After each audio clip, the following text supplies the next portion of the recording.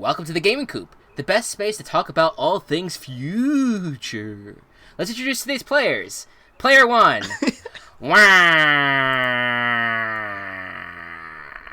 It's Anthony.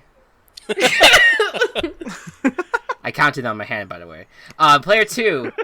Whatever you do, do not eat the free pistachio ice cream. It has turned. It's Chris. Player 3. I dub thee the man of Toot. It's Matt. Player 4. Introducing the only girl boss that's good. It's Kelsey. Girl boss is so chuggy.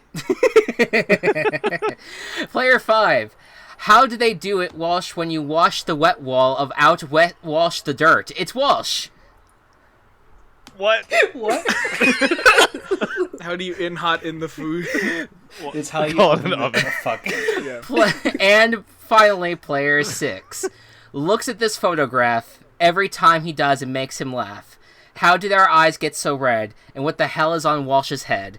Every memory of walking out the front door, I found the photo of the friend that I was looking for. It's hard to say it. Time to say it. It's Gabe! It's Gabe!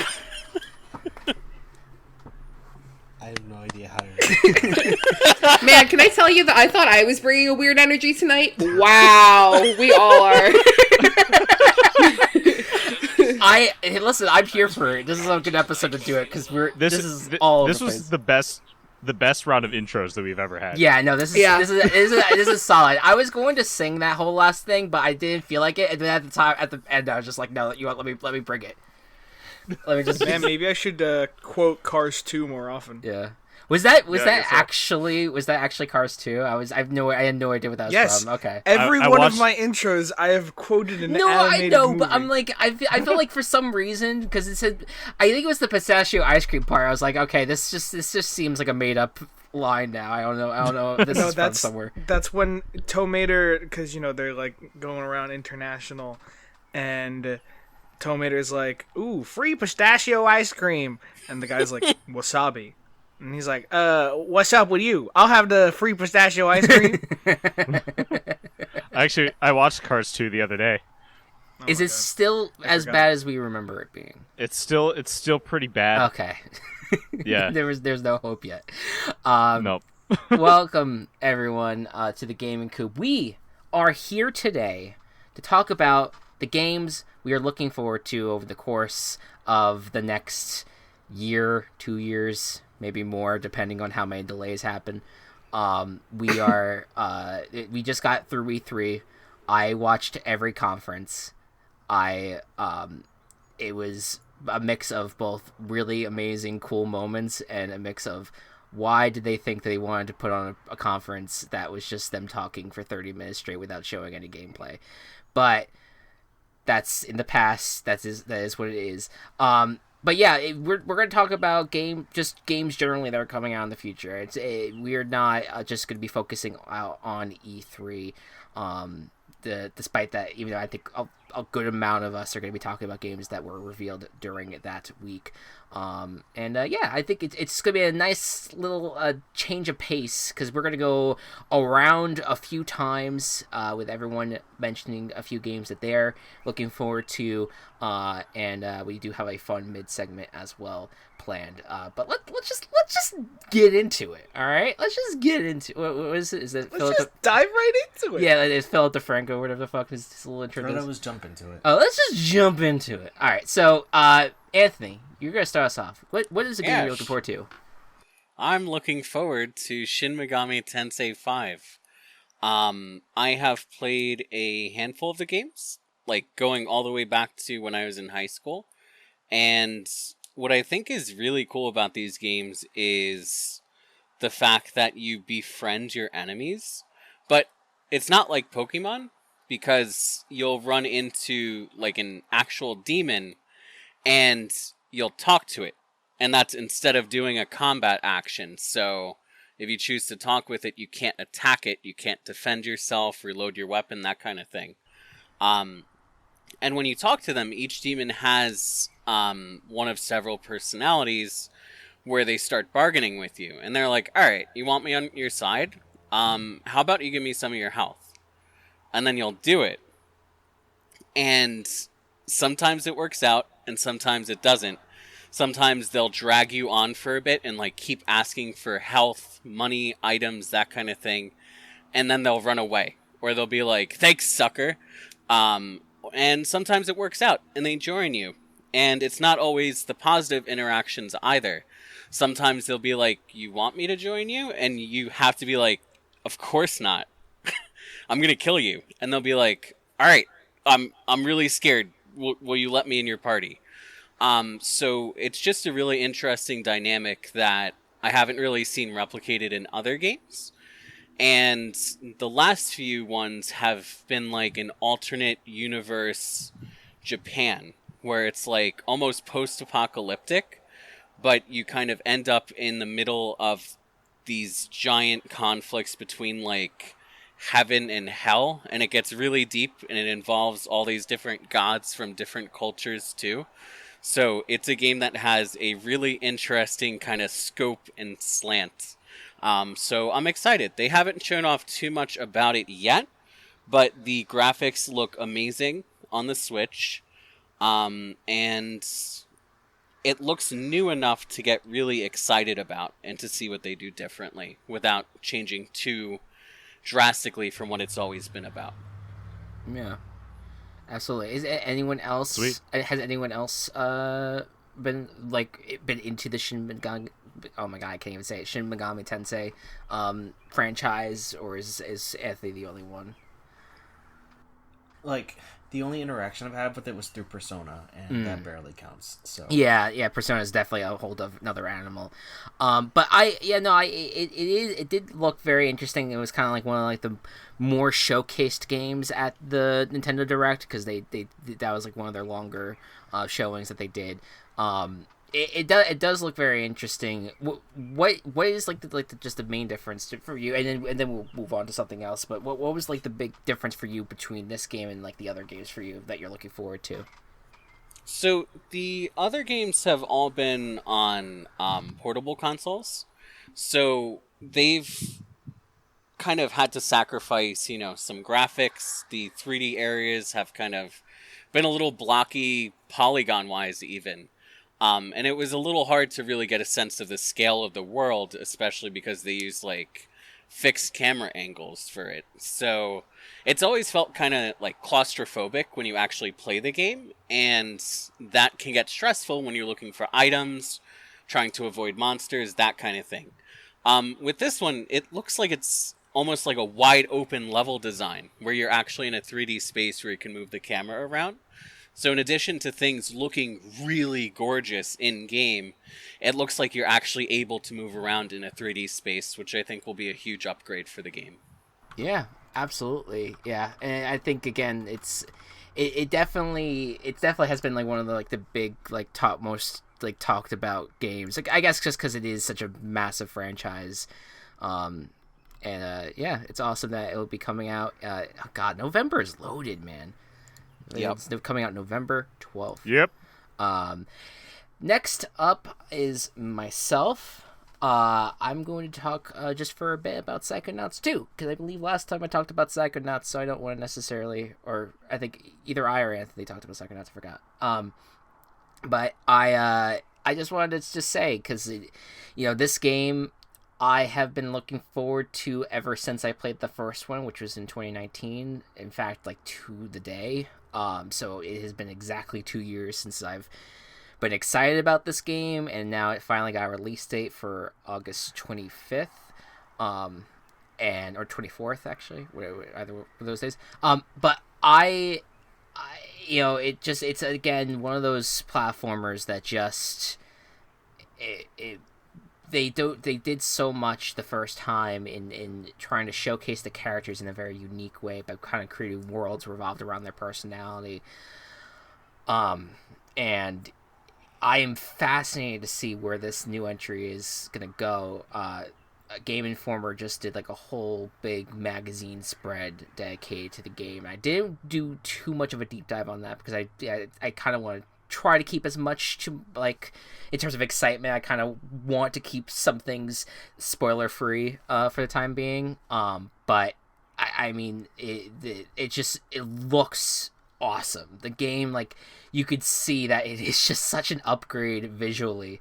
It still has like the kooky, very strange character designs that kind of like fit the environment and the aesthetic of the game, but it's such an upgrade visually, and it's a game that has been in development for probably a decade, honestly. And so it's just I can't wait to see what and this is taking place after the events of the VR game that came out a few years back. So I'm really curious just to see where Raz is at. He's part of this internship program in the Psychonauts, the agency, and I'm curious where does his story go? Where does it evolve from there? And I've seen some new platforming elements as well for the game that look really cool, like a grappling type thing that's going to be in the game, which I'm a big fan of grappling. Like, give me that all day, every day. So I'm super excited. Anthony, I was curious about you. How excited are you for Psychonauts 2? I am really excited. I thought Psychonauts 1 was like one of the best games I ever played when it came out, and I still kind of feel that way. I'm kind of insulating myself from a lot of stuff about Psychonauts 2, just like you are, because I really want it to be a surprise. But I'm excited. I think that Tim Schafer still has a lot of talent, and I think that's evident from what we've seen so far. Like, everything is really unique looking and really interesting looking. So yeah, I'm really excited. And the fact that it's coming to Game Pass means that it's like a really safe, almost, I don't want to say purchase because it's a subscription service, but it's a really safe way to experience the game too, just in case you don't like it, or knock on wood if it doesn't live up to expectations or anything. So yeah, really excited. I don't think it's gonna. It probably won't reach the levels of Ratchet and Clank just because Insomniac is just too good. But I'm hoping that it gets some praise at the very least, especially for a platformer coming out this year. Like, I really, really hope it does well. Like, it just not just in the critics. Just I hope people like really fall in love with this game, especially if they do go into it blind to the series, and then maybe they want to go back to see the prequel to it all. Like, I just think it would be a lot of fun to see people like get invested in it. Yeah, I'm with you. I got Game Pass right after the Xbox showcase because I was just like, man, there's a lot of good games that are going to be on there, and Psychonauts 2, to be able to experience that, like, I'm so looking forward to it. All right, next up is Matt. Matt, go ahead. What do you got? All right, so anyone who has talked to me in the past 6 months knows that I'm playing Final Fantasy XIV.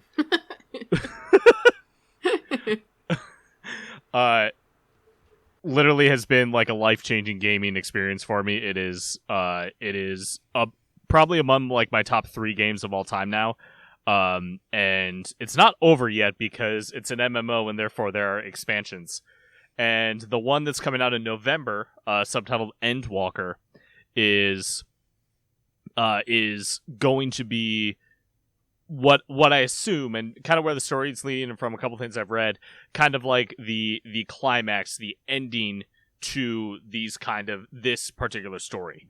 Odds are it'll continue after that, but this expansion is going to be, I think is going to be really just the culmination of everything that has happened to this point. I'm still not totally done with the story, but I will be pretty soon, leading up to Endwalker. And with how the story has been going so far, I cannot wait for it. Now, the Endwalker feels like the way that it sounds. I know we've talked about it off podcast, but Endwalker sounds very much like end of story.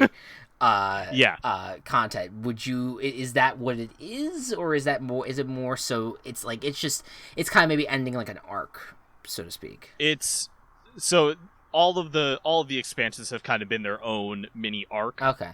Endwalker's going to probably end this whole story that they've been building up. Now, they could do another expansion later on where they introduce new plot lines, but Endwalker is going to be like, shit goes down, we finish it.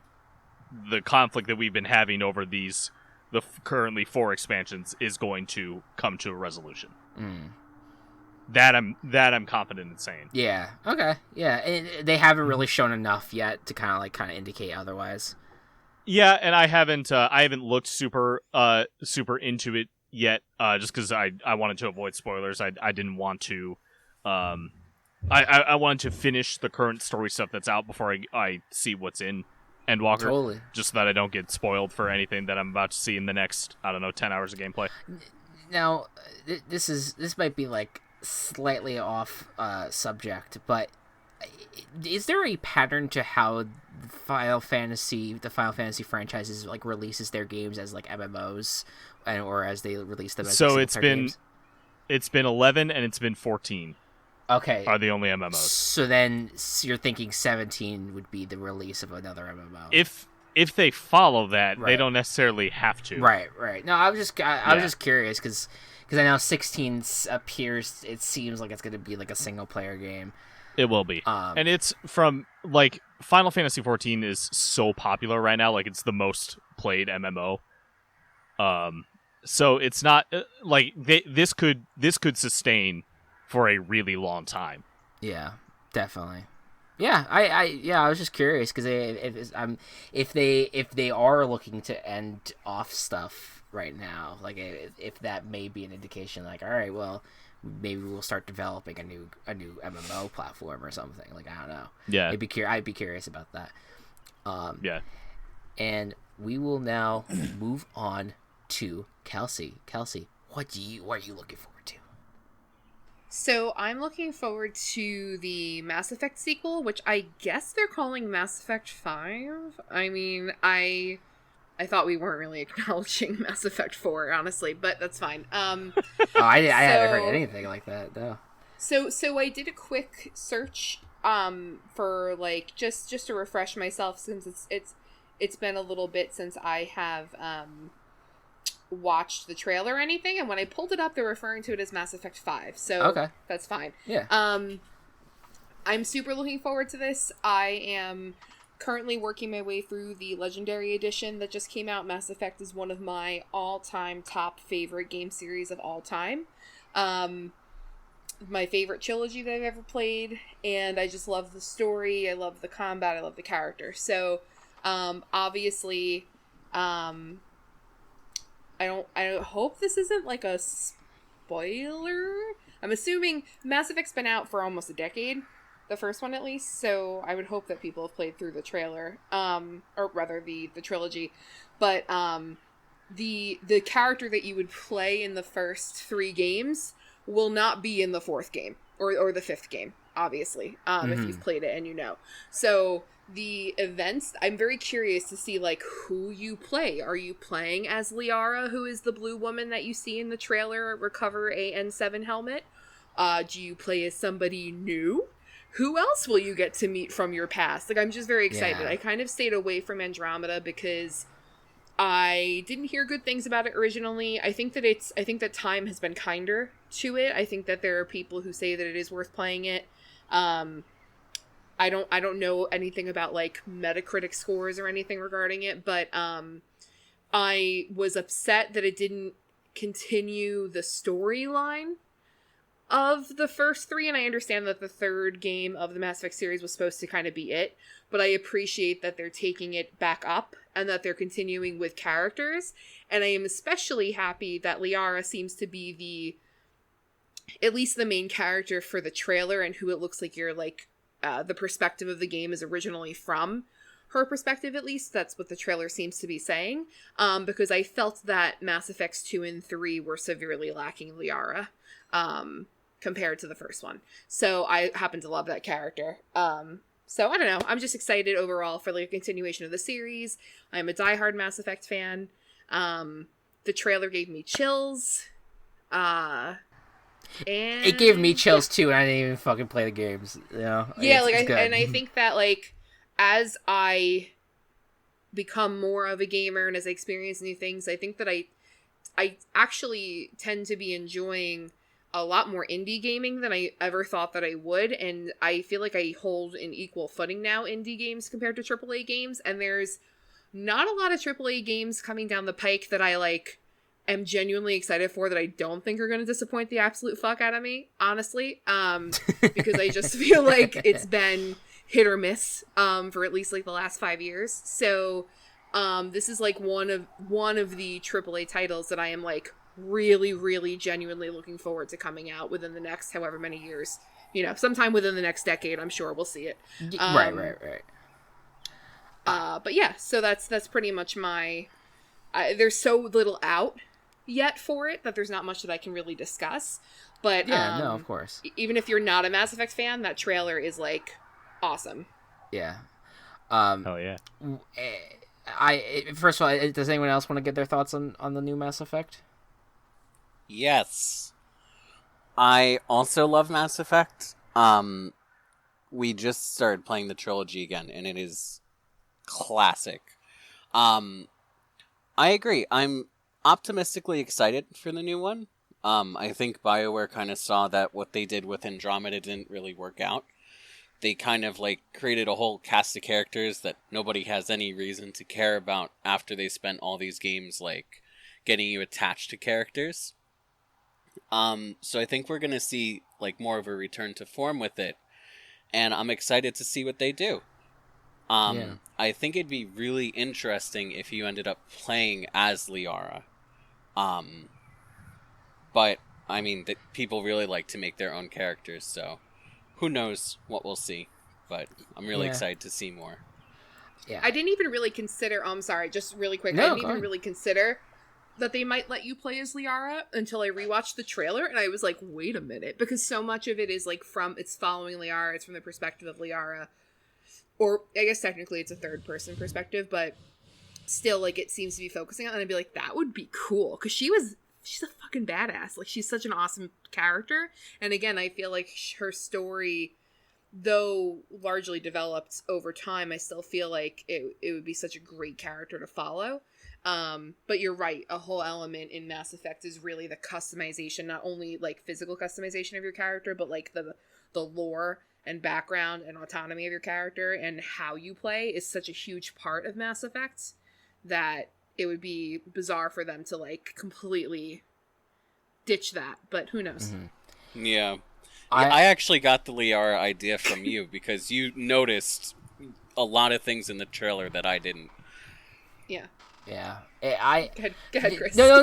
Well, you guys know more about Mass Effect, so I wanted to let you guys talk it out. I from just in, like someone who follows the industry very hardcore, I'm fascinated about Mass Effect and before Mass Effect, Dragon Age is coming out because I want to see what BioWare does after what happened to Anthem. I'm curious to see. I can't. Don't even get me started. That's part of why I get upset and afraid of promises made from game companies, specifically BioWare, because I feel like they have a really shitty track record from the last like 5 years. Yeah. Because wasn't it something else besides Anthem?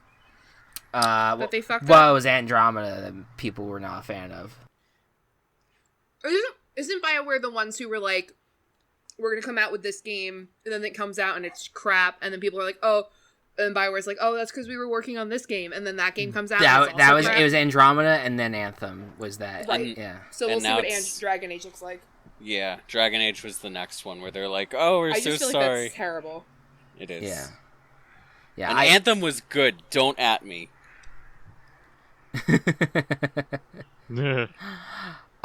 Yeah, it is.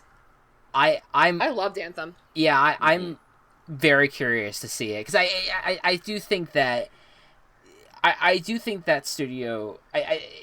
Yes, there was a lot of staff departures and stuff like that happened, but I I'd be hard pressed to think that they're gonna let yet another poor game go out. So I think if Dragon Age is good, that gives a lot of hope for Mass Effect. And so I think that game's probably coming out next year. Dragon Age, I would imagine. That they have EA Play is doing their EA is going to do their like showcase at the end of July. So I would be curious to follow that when that comes around. I would just hope that like they learn from the very vocal disappointment of people that like if it's not ready, don't release it. Mm-hmm. We will wait. Yep. We trust you, and you're hurting that trust.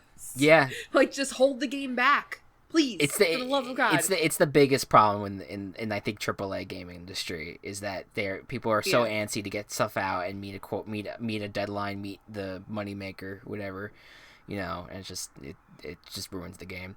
All right, next up is Mr. Walsh. What is up, Walsh? Hi. So I'm very excited for Danganronpa.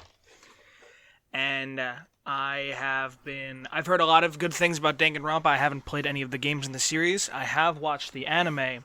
And the thing is, it's not, from my understanding, it's not a new game that is coming out. It is the fact that the older games, or the older game, that was only available on Steam and the PSP/Vita, is now going to be more available and will be coming to Switch. Yeah, it's the first 3 games as far as I understand. Okay. Yeah, no, I'm really excited about that because I've heard nothing but amazing things, and I'm really excited to be able to explore it on a console that I have. Yeah. Yeah, I'm always curious about Danganronpa. I've been watching ProZD play it recently. It has the like I think the one thing that kind of bothers me about Danganronpa is that they make you fall in love with characters and then they kill them off. Like that it's just like you feel like there's just no justice in any of it. But I mean I guess that's just life, but isn't that the point? Or that is kind of the point. Yeah, okay. That is the point. It's the idea of having hope versus despair. It is the point, and at the same time, I'm just like, fuck you, I want a hero story. I want everyone to be saved. So like I'm very iffy about getting into the series, but I do want to, but it's like I have to like get out of my feelings, I think, overall about it. It's so ridiculously popular. The pop culture around it is just wild. And I very much appreciate that weird little bear. All right, we will move on to Gabe. Hit us with it. All right, so the only conference that I watched was the Nintendo Direct, and when I first saw this announcement, I made the most guttural human noises that I've ever made.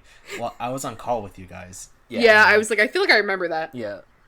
It was for Metroid Dread. And that game, it's been in the works since 2007, I think, when it was first teased in Metroid Prime 3. So, and that's when it was like, in the tease in the game, it was like, it's nearing completion. So who knows if it was actually near completion or not, or if they had to scrap everything and redo it. Because in an interview, I think it was with Sakamoto, he's like, we were working on the project. However, it wasn't meeting our expectations in terms of like visual fidelity and stuff like that. So they decided to put a pin in it and just wait. So now it got announced and it's only a few months away. So that's the one thing that just made me audibly gasp and just make crazy noises out of my mouth.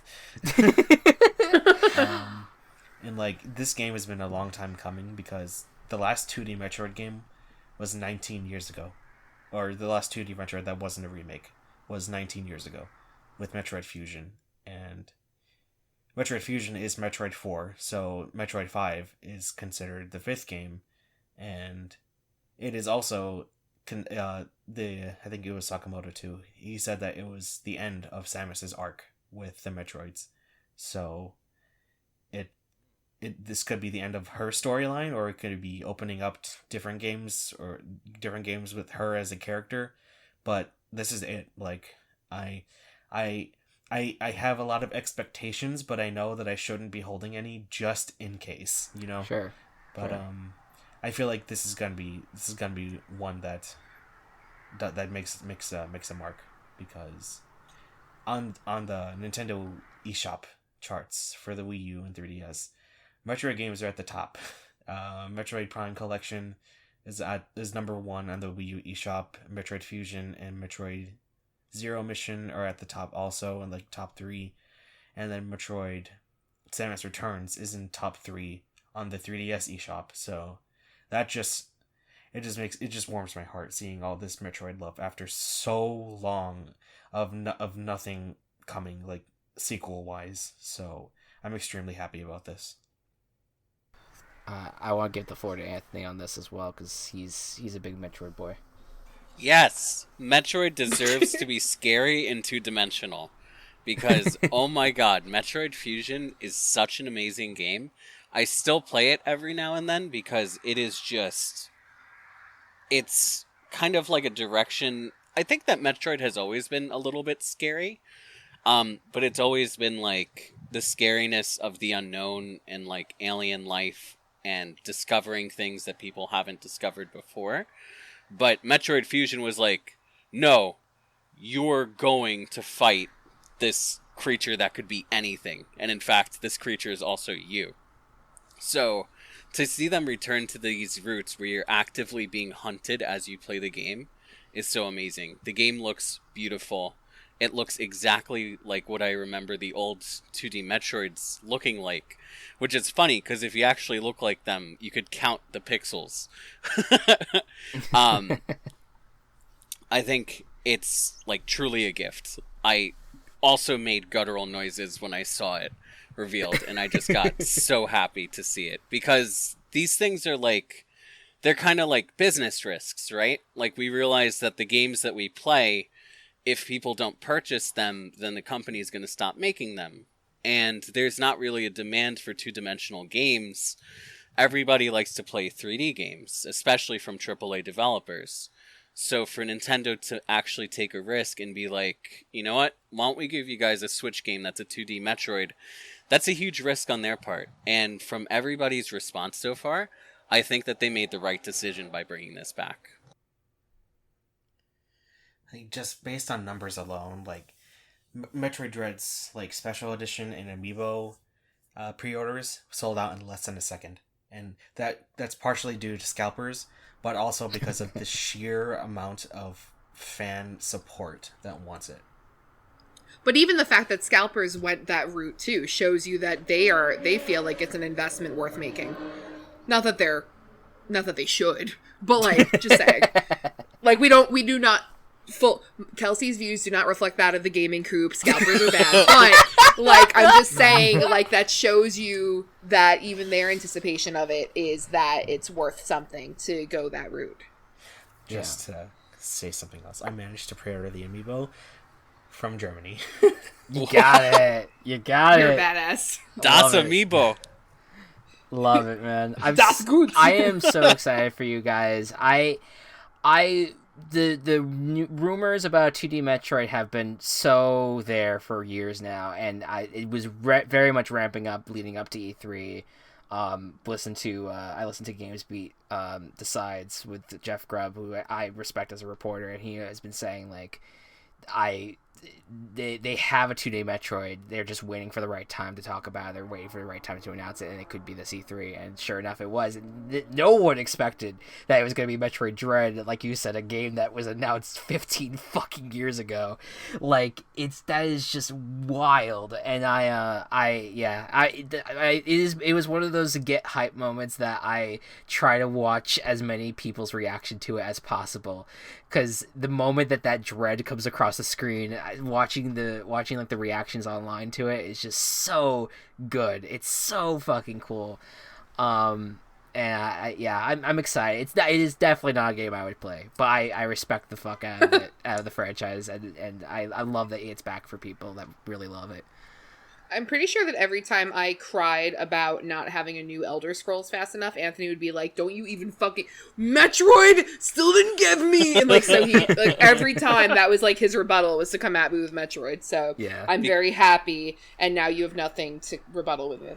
Because every direct, I'd be like, either give me Metroid Prime 4, or give me the Metroid Prime Collection, or give me Metroid Fusion 2, or I'm not interested. And finally, I was interested. So there you go. The interest finally came through. And he was at work when he made that guttural sound, so like public safety was called. Oh, shit! Had to get involved. So it was like a whole thing. Yeah, sorry. It was worth sorry it. about that. Yeah, yeah, it was worth talking to HR about. Anthony, back to the top for you. What's another game you're looking forward to? So, I am really excited for Forza Horizon 5. Yes! Oh my god. Wow.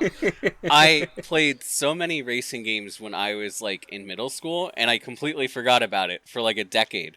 And then I was like, oh, Forza Horizon looks fun because you could like drive a warthog around like through different seasons in Europe. Like, of course, who wouldn't want to play that?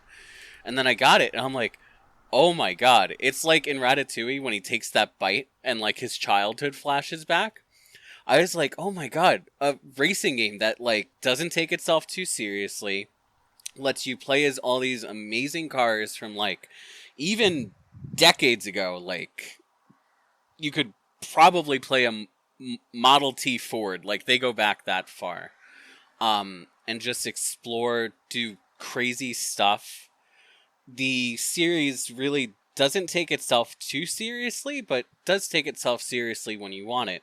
And all that's kind of rambling to say that it's just a really fun game to lose hours in and just drive around and play all these different cars. So the new one is taking you to Mexico, and it looks beautiful. Like, they showed beaches, they showed beautiful, colorful cities and villages, and, of course, a lot of off-road driving as well. And I just feel like everything that they do in that game is amazing. When it comes to collaborations, like the Halo and Lego collaborations, to adding new cars that you didn't even know about but are so excited to drive, to just fun game modes. Which they showed some of in the trailer. Just really weird stuff, like almost like a Rocket League type game mode.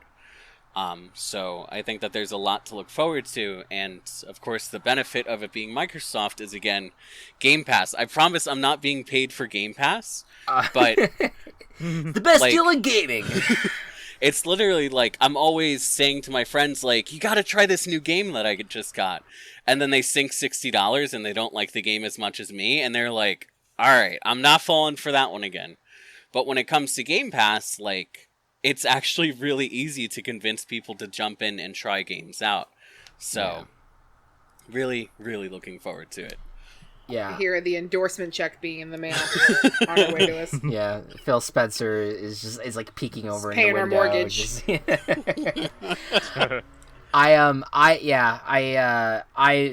The reason why I had such a guttural, fun, like, excited reaction there was just because I've always wanted to get into Forza. I played Forza for the first time last year on Anthony's Xbox, playing Forza Horizon 4, and very much enjoyed it. I think my one thing for that game, even though I did not play a ton of it, so my opinions are not very, like, maybe not valid necessarily, but Your opinion is always valid. That's what the Coop is for. Yes. There you go. You forgot the first rule of the Coop. Everyone's valid. I felt like the world was a bit empty, just a bit, and I feel like when I saw what I saw with the world for Forza Horizon 5, I got instantly excited because the diversity of the environment is wild. Like, you get mountains on one hand, and then you get beaches on another, and you get the small town that has beautiful art in it. I cannot wait to play it, and yeah, like Anthony said, I'm probably gonna get it on Xbox, just Xbox Game Pass, just to see if I enjoy it a lot or not, if I want to sink a lot of hours into it. But it's just an open world driving game with very low stakes. Like, you do not need to do races. You don't have to participate in the main parts of the game. You can just drive, and that's my fucking forte. If you don't give me any responsibilities, you just give me this open world to hang out in. Oh baby, I'm in. I'm all fucking in on that. So I'm very much. Can I tell you what sells me? What sells me on Forza? Yes. The off-roading capability on that Model T Ford is like insane. You wouldn't think it, but that thing takes sand like water. You have no idea what you just said. Gabe, guess what? I'm just being an asshole, which is very weird for me. So Isn't the Model T like from the 50s? I think so. No, even earlier, I think. Way earlier than that. It's an older vehicle. Shows you how much I know about cars.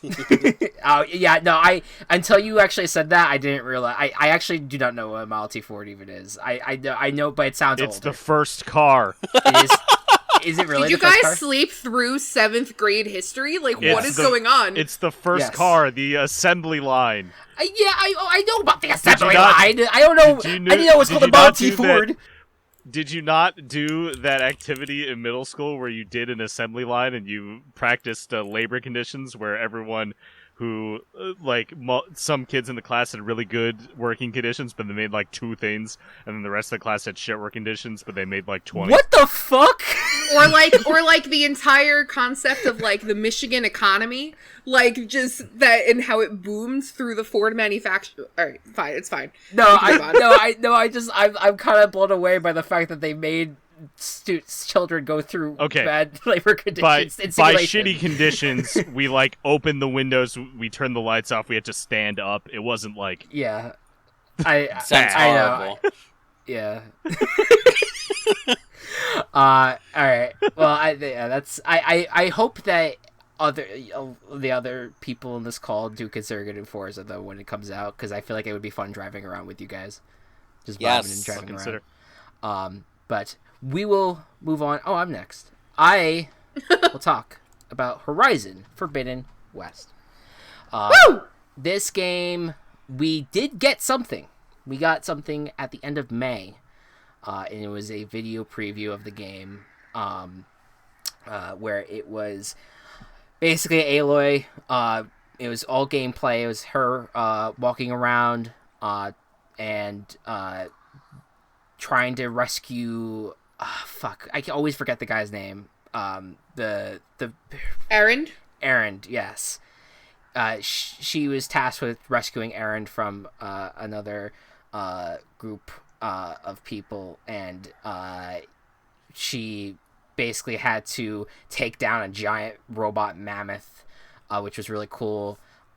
We got to see different things. You can clearly tell it's from it's based in San Francisco, at least this particular setting, where you saw trolleys buried in the sand that were kind of made up to be by the new civilization to be like little tents that they are living in. Cool. And like the bridge, I think we did see the bridge in the background, the Golden Gate Bridge that was like kind of covered in like the moss, and like the decay of the whole bridge was really cool looking. And then they have the underwater swimming element of it, which I think is going to just be so fucking awesome. I cannot wait for this game. We did not get a release date, and all indications kind of point to the fact that they're kind of struggling to meet the holiday 2021 date, and they're going to push it to 2022. And as we've already stated with Mass Effect, right, as we said, fucking please take your time. Take your time. We do not need this game immediately. We want it to be good. We don't want it to be rushed.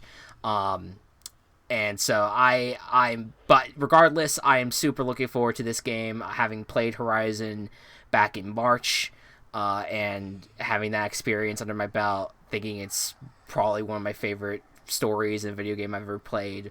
I'm really curious as to where it goes from here, and like what role will, the Silence play. Like will what kind of, like, he seems like he's going to be like a villain role in this game, so I'm curious what his thing's going to be. And I'm super looking forward to it. Kelsey, I know Kelsey and Anthony, you guys are my Horizon buddies on this. What are your thoughts? Kelsey, you please go first.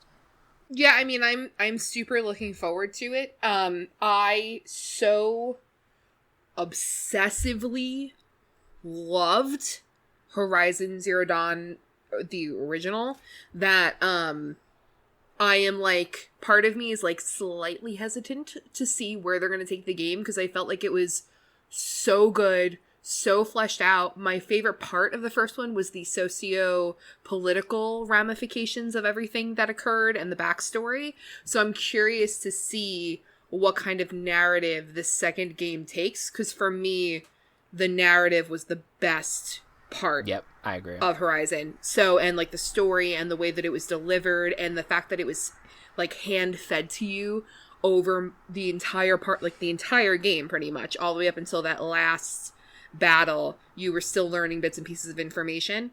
However, with the, the way that the ending scene happened in Horizon, the first Horizon, you had, and just for the sheer success that it was, you had to know they were going to come out with a second one. So I am just curious as to where it's going to go, where the narrative's going to go, because I think that that's really going to make or break it for me.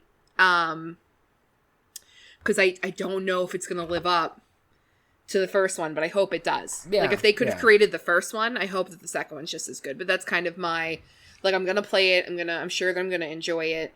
And I kind of like what looks to be subtle quality of life updates made to, like, the gameplay and the combat. And, like, just the little bit of an expansion that they made to the combat, it looked like, if I'm recalling correctly from the trailer. So I'm excited, like, for those things. And the underwater adventure part of it, too. I'm very excited about. But, like, overall, I'm a little hesitant. Just, yeah, not, like, super hesitant. Like, I'm gonna go balls to the wall. Like, I'm gonna go right in. I'm gonna... like, I'm not really hesitant in that I'm not gonna play it. I'm just, like... Yeah. I'm optimistic that they're going to do well with it, but I don't know if it's going to even be able to hold a candle to the narrative of that first game, because it was just perfection. Mm-hmm. So yeah, that's it. What struck me about the first game is it felt like important. Like, it knew that it was an important game in the space, not only for the fact that it was so fun and so unique, and its storyline was so important, but also for a long time, like, the AAA Sony games had protagonists that had very common looks, namely that they were all, like, white men with brown hair, or no hair. So the fact that they included a female protagonist that ordered the world to move around her, I felt was incredibly important for them to do. And I'm excited. The new game looks more tropical from what we've seen so far. And I think that is amazing. It's a really fun locale, and they showed footage in water, which I don't think the first game had any underwater sections, right? No, you couldn't go underwater. You could interact with the water, you could swim in it, but it was all surface level, and you could, like, fish from on top. But I don't think that you could actually, like, submerge the way that they're showing in the trailer for the second. Yeah, that's how I interpreted it. It's so amazing. Like, we're gonna see. My favorite. Sorry. Go ahead. No. I was just gonna say that one of my favorite parts when we were watching the release of the video, like, live, I forget who said it, but they were like, "Oh, look, they included birds," and I'm like, "There were fucking birds in the first one." You take a wild guess, Kelsey, who said that. Was it you? No, it was Anthony. Because Anthony was it really? like that all the Anthony time. thing to say. I couldn't remember. Sometimes, like, attention to detail, I love you both, but sometimes that's not your strong point. So I wasn't really remember it's totally fine. But I just remember you being like, "Oh wow," and I'm like, you literally had to, like, you interacted with birds, both the mechanical kind and the little feathered kind, to get, like, feathers and bones and shit. Actually, you know, like, that might have been component. me. I know, I think about Yeah, it. like, I don't remember, but I just thought that was really funny, because there was all this cool new shit going on, and then somebody was like, wow, they included birds. Like, what?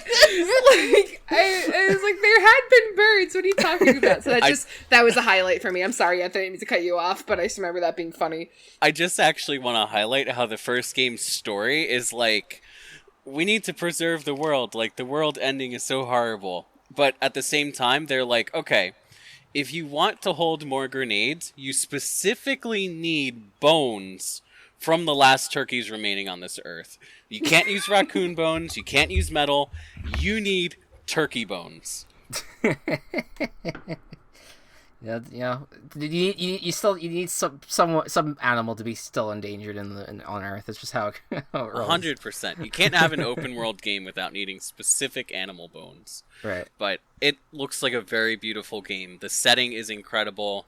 They're really showing off what the PS5 can do with it. So yeah, I am tuned. Yeah, I feel like I remember. I don't want to keep dragging. We can move on, but Sure. I do. I feel like when they were originally, like, when they first announced, yes, we are working on a Horizon 2, and it was some time around when they were really talking about the new features that existed in the PS5, and I feel like I remember that they used Horizon 2, like, their first teaser trailer of sorts, to talk about the haptic feedback and the trigger buttons of the controller. Yes. And so I'm excited to see how that actually plays out, because I at first was very angry at the haptic feedback. I feel like it was unnecessary and I didn't like it because I'm a grandmother and I'm like, no, new technology. But I'm, like, interested to see how that actually plays out with that game, because it's so like technically combat heavy. Yeah. All right, let us move forward here, Matt. You're next. What do you got? All right, I'm going to talk about 2 Point Campus next. Okay. Really cool game that I really like. Simulation games, building games, like similar to My Sims, just making something kind of in a world that is kind of pre-made for you, but there's something there to build and create your own way. I've always been interested in simulation games like that. And I think the idea of putting together a college campus and kind of like designing how think about it both in a very, like, creative, zany way, but also like a I guess more technical way. Like, would this make sense as a college campus? Is this a good layout? Kind of like what we're doing with the virtual ball boys with the football league. Yeah. I just like making things, and I think that I think that a college campus is a really cool setting to have things to make. Yeah, and it looks. Yeah, I'm with you. And it looks like a good designer too. Like the level editor looks pretty clean. Mm-hmm. Yeah. Oh, go ahead, Gabe. I have a question for you, Matt. Yes. Sure. Do you think you'll be excited for the Sonic the Hedgehog DLC? Why? Why? Because I'm asking you. I think that's coming to 2 Point Hospital. 2 Point Hospital? Yes. Okay. What? Or 2 Point Campus. Are you just talking about Sonic DLC in general? For the game. Yeah. For 2 Point? Yeah, 2 Point Hospital had announced the Sonic DLC during the Sonic Anniversary Direct. Oh, okay. Okay. Yeah. I see. It's I so see now. Sonic and friends. Well, actually, no. It was people dressed as Sonic and friends that were walking around the hospital. When you said Why? Sonic DLC, I thought you were talking about the game. I was like, where the fuck did this come from? Yeah, okay. Well, it seems out of place, don't you think? Yeah. It's because it is. Yeah, who knows? Because it is. It's a very strange DLC choice for 2 Point. Yeah. I'm with you. I wasn't super into the idea of 2 Point Hospital because it just was like, okay. I mean, I feel, especially during the pandemic, I was just like, I don't really want to play something that's, like, medical related, and, like, I feel like, I'm sure that they dumbed it down, obviously, but, like, I don't know, I wasn't into the idea. Something about the campus thing makes it a lot more interesting. And when you say My Sims, it immediately reminds, my mind immediately goes to Royal Academy. Yeah. in My Sims Kingdom, but obviously much different because you're actually building the campus and building the courses that are going to be in those campuses. So I am looking forward to this game as well. And 2 Point Hospital is very liked in spaces and on the internet. So I'm looking forward to see what they do with it. One note on it too. Whenever someone who has, like I said, like just completely binged E3 and watched all of it, it is very funny watching the same game show up at every single showcase. 2 Point Campus showed up, I'm not joking, at like 5 or 6 different showcases, and we were like people who were doing the same thing that I was doing, which was watching every single one. They would show up again, and people were like, "What the fuck? Who paid for this? Like, why are people? How did you invest this much money into showing your game so much?" I mean, it probably will be great, but it's just like I think it started to annoy people after a while. But yeah, good on me only watching like 3 presentations. Well, and that's good because it didn't affect you as much. For us, it was just like, oh my god, it's so much. Any other thoughts on 2 Point Campus from anyone else? I had a question about it. Sure. And this much, I guess, goes to the entire 2 Point. I've not heard of this ever before. When you guys are talking about 2 Point, I'm like, what is that? So, is it strictly like a building and like campus, and when I say campus, I also am including like a hospital campus management sim, like a land management, or is there also like character management, like life sim stuff? I believe it's more the former. Yeah, I don't know much cool. about the series because I kind of love games that are just strictly like build, organize, and manage this. More of a roller coaster tycoon than a The Sims. Yes, you're talking my language. Okay, cool. yeah. I miss stuff like that. Like I miss very strictly. Like I'm okay with like some very aside, very like bird's eye view, quite literally for Roller Coaster Tycoon, like people management. But I kind of just love games that just let you like come in as like a developer for whatever the fuck it is, and like you don't have to worry about like people or like their issues. I'm tired of people. I deal with people all the time. So, like, just give me a slab of land and let me build shit. Give me a budget. Like, I kind of love stuff like that. So, I am intrigued. My interest is piqued. I think that there is, like, I think that, the systems that you build will help manage the people that participate in the, like, I guess, in the campus. But, like, you're or not hospital. actively managing the people. I don't think you are. I could be wrong. But I think, like Coop said, or like Matt said, it is like a roller coaster tycoon type thing. That's very cool. Like, where you imagine that kind of stuff. Yeah. All right. Next up, Kelsey, you're up. Yeah. So, I am looking forward to Shredders. And so the entire time that we watched the trailer for Shredders, I was like, oh my god, it's a new SSX. They're bringing us a new SSX. I haven't had an SSX in forever. And then it wasn't, which is fine.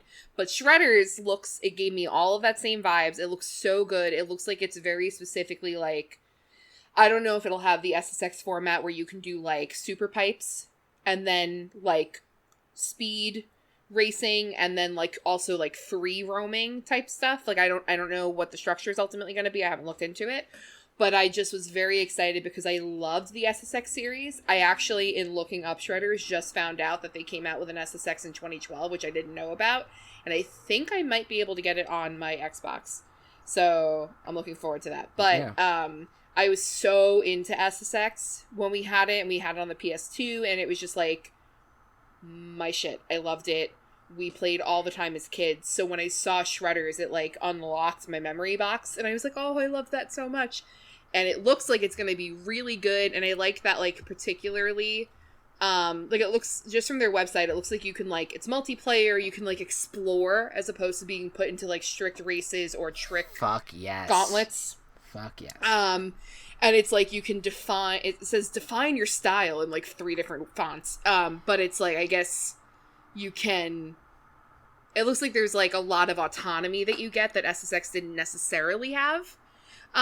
Beyond like putting you in your race and then you can like pick what you look like and then decide to do tricks or not. But otherwise you were kind of kept within the bounds of whatever course you decided to do. But I like that it also says like, the byline seems to be for writers by writers, so I appreciate if the game is being created truly. And I'm sure that, like, snowboarders were consulted for like the SSX game. I would be surprised if they weren't, just because it was so good. But this seems to be very much like minded for and by writers, by snowboarders. So I just think that this is super exciting. And it's one of 2 like sports games that I'm really looking forward to. So yeah, I'm with you. Every SSX game after 3, like I played SSX Tour, was not really into it, and I think I owned SSX Blur, I think it was called, but I didn't know anything existed after SSX 3 until like 5 minutes ago. So, so those are all those games that were like either I wasn't really interested in them, or I played them and I didn't really love them. So I'm cautiously optimistic about this one. I'm hoping it's really good, and I'm hoping that it really just I just love mindless racing games. Like Mario Kart to me is can be mindless, and I enjoy that. Forza, and then this is like, it's all right up my alley in terms of games that just give me that stimulation that I need. Yeah, I just remember what was so funny is that like when we played as kids, because we weren't competitive. What's competition? I don't know what that is. But like we specifically would play SSX, and like when we played together, it had to be that we gave equal time to like the racing trials and then also the super pipes, because I kicked ass at the super pipes, but you were always better at the racing. So I just remember that we used to give equal time to both. And it was like, because then it was like guaranteed I would win the one and you would win the other. So like in order to make it fair, we would give equal time to both. But I just remember it being so much fun. We spent so much time doing it. And it was either like that, American Idol, or Dog's Life. Those were the 3 things that we played basically, the most yeah. on PlayStation. When are we gonna get a new Dog's Life, guys? What the fuck? Well, are you going to be talking about Lake? Well, I'm not at the moment, but we'll circle back later. To that. Yeah. Yeah. Anyone else want to say something on Shredders? The only snowboarding game I ever owned was Shaun White Snowboarding for Wii that you could use the Wii balance board with. Shaun White. Was that? Where'd he go? Was it any good? I mean, it was fine. I didn't play it that much. Fair. All right. Was the balance board the same thing that you used in Wii Fit? Yes. Yeah. Yes. That's the one. I don't know if this counts. I had Wii Ski with the balance board. That's fantastic. Oh, well, you had to like extend your legs. That was probably better than legs, Shaun White. And then then extend your legs to jump, but don't jump. Yep. That was That was a Wii Fit minigame. minigame. Jump on the balance board. Yeah. They were like, you're gonna fuck our technology up. Don't fucking jump. Or your leg, and we don't want to get You sued. will die if you jump, you obese child. I was just gonna say, my flashback and my trauma from the balance board was the weight shaming that went into the balance board always, and I just can't even imagine how many people with like disordered eating habits came from trying to play Wii Sports as children. Like I can't even imagine. There's probably a major psychiatric paper that can be written on that. Wow. I didn't even think about that. It's deep. Oh yeah, 100%. Cuts deep. Sorry. It's okay. Let us move forward. Wash, you're up. All right, everybody, choose your goddamn fighter, because we're talking about Super Monkey Ball. Fuck yeah. Hell yeah. What monkey did you always play as? The main monkey or the baby monkey? Yeah, I was either the main or the baby. I was the baby.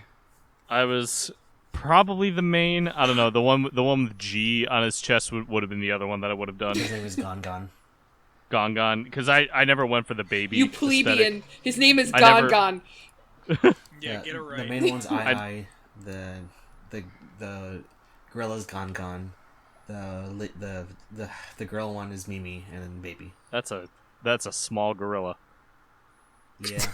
All right. Well, Super Monkey Ball is back with all the monkey and all the balls, and it looks great. Yeah. This is another one it's a remaster of the first 3 games, which include the PlayStation 2 game I played all the time. Me and Kelsey did. I'm so excited. One thing that I'm most excited for is that they brought Monkey Ball Billiards back.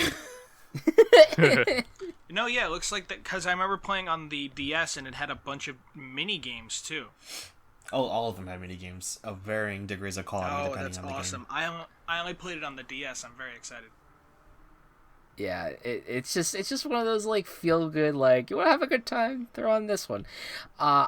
It's you want to have a good time till you get stuck on that one level. Oh yeah, and you never touch it. but Banana Blitz was that. I think I ended up beating it, but that was a very this past Monkey Ball release was very hard.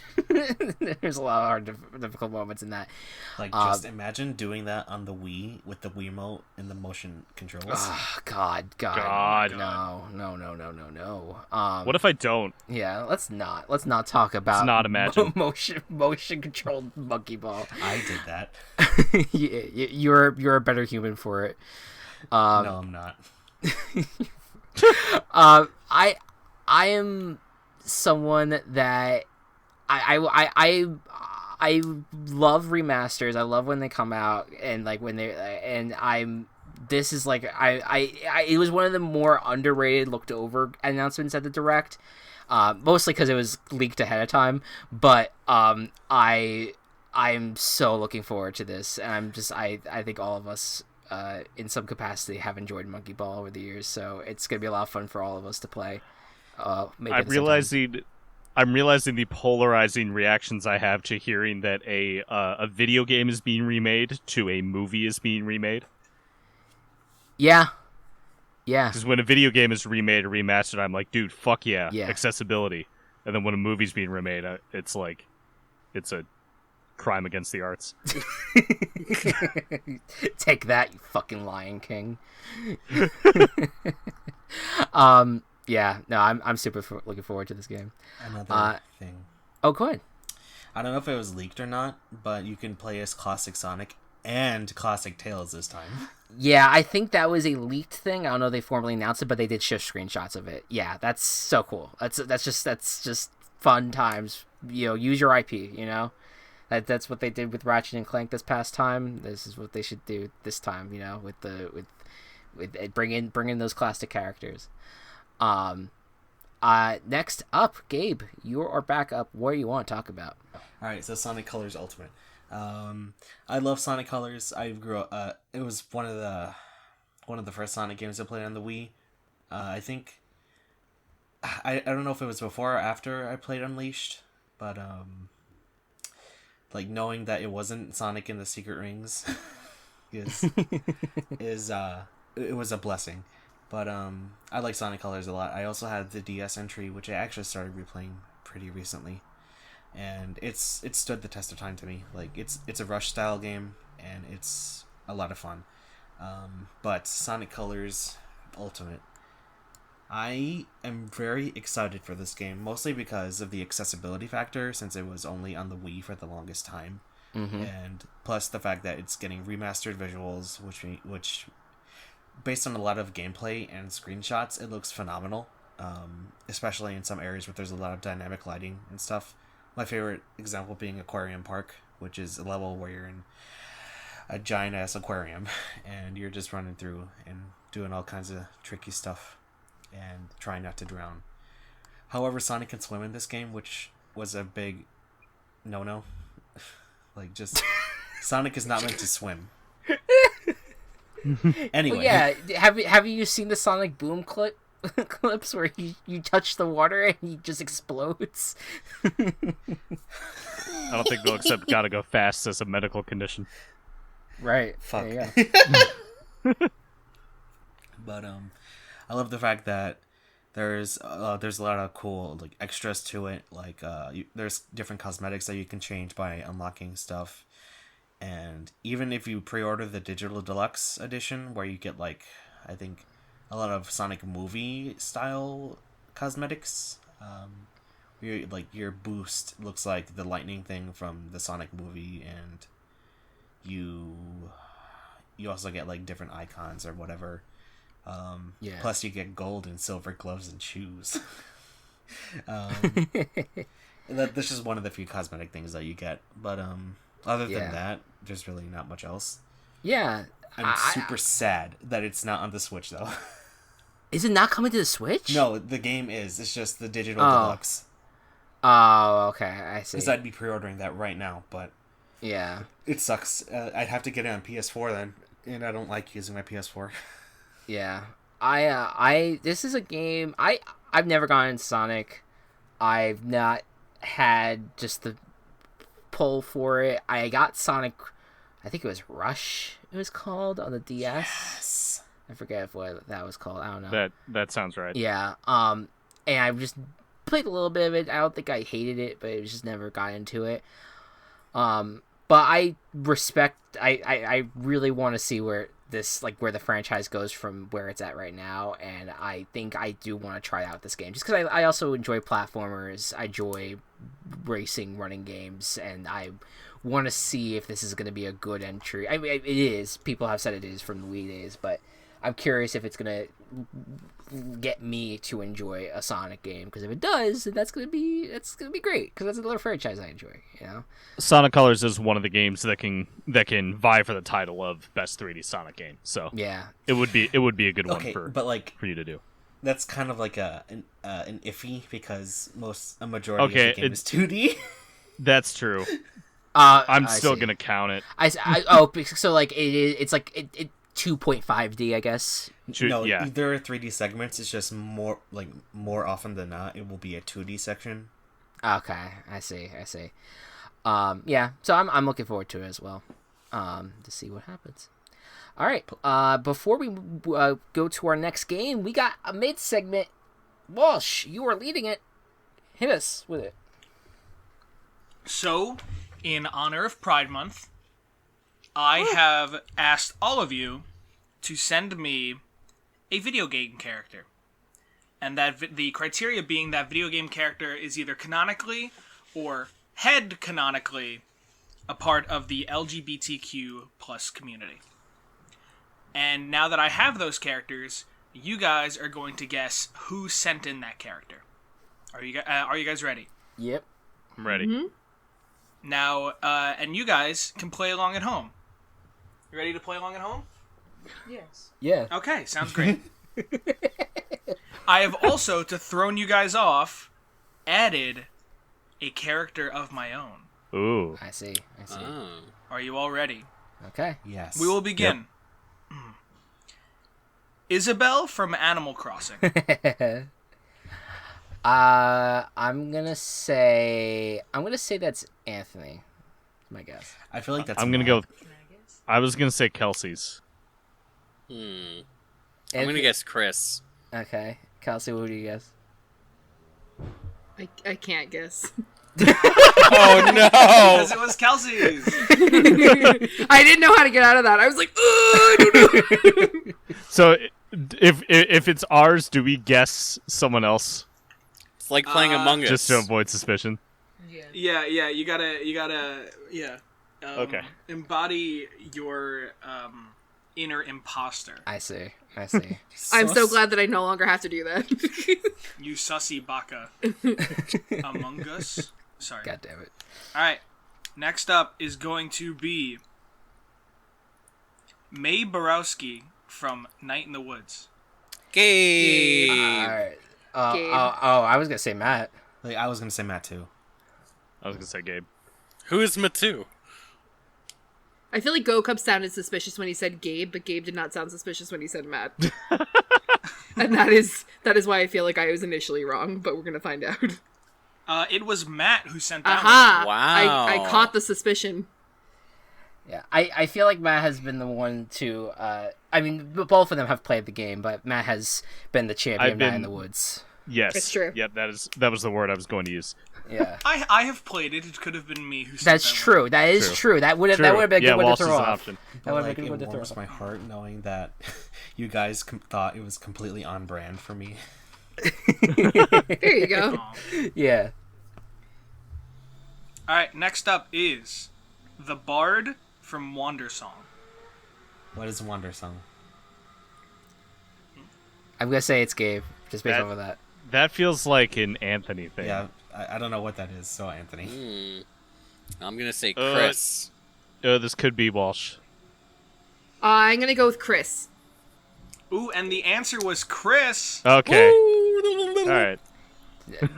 A non-binary king, or Hell yeah. or monarch. Monarch. Yeah. I gendered it. I feel like king can be gender neutral. I'm just gonna throw it out I there. agree with that. Yeah. I agree. Next we have Mega Man from, let me check my notes, Mega Man. Gabe. Gabe. Gabe. I feel like it's Matt. Aw. Like Walsh, you mean? No. Oh. Oh. Yes, it's Gabe. Yeah, okay. Then we have Tiari the Traveler from Legends of Runeterra. Anthony. That has to be Anthony. Fine. It's Kelsey. We're being very bad at this. Alright, guys. It's okay. Guys, it was Kelsey. Wait, really? Ah! I sent in 2 to throw everyone off. Oh, shit. Oh, Wait, God really? No, damn I'm it. kidding. It was Anthony. Oh. No, I was like, that's great. That's fantastic if that was what happened. All right. So I wonder who sent in the last one. Yeah. And I lied. I didn't send one. Oh, okay, No, okay. I'm just kidding. Actually, the last one from Dream Daddy is you. That's Aw. good. That's good. Oh, okay. That's a good one. Yeah. Lame. That makes sense. Yeah. I've played so much. I've played so many video games lately that have gay characters in it. I was just like, or LGBT plus characters in it that I'm just like, it was hard for me to choose, but I've been so obsessed with Wandersong over the last week that I'm like, fuck it, I'll just pick the bar. I only knew that Chris did the Wandersong one. I had to think really hard because I was just at my mom's and he was at the dining table and he was like, Wandersong, and I was like, okay. So he's like, Kelsey, you don't understand, Kelsey. And I'm like, okay, well, I think that's what he was I don't talking sound that about. desperate. It wasn't so much desperation; it was just very clear that you were very touched. Yes, yeah, I was.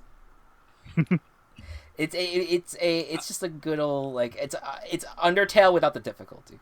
You know, that's how I see it.